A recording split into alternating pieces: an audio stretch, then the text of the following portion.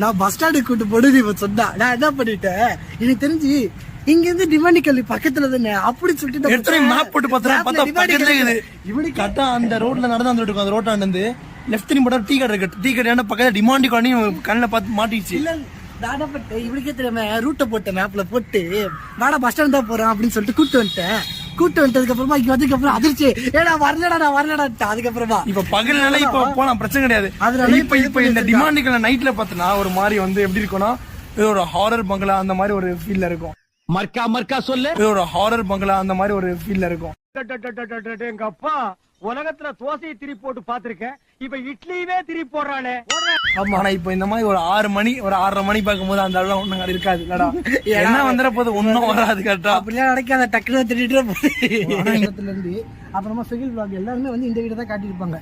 ஏன்னு பாத்தீங்கன்னா இந்த வீட்டுல தான் வந்து அந்த ஹிஸ்டரி உங்களுக்கு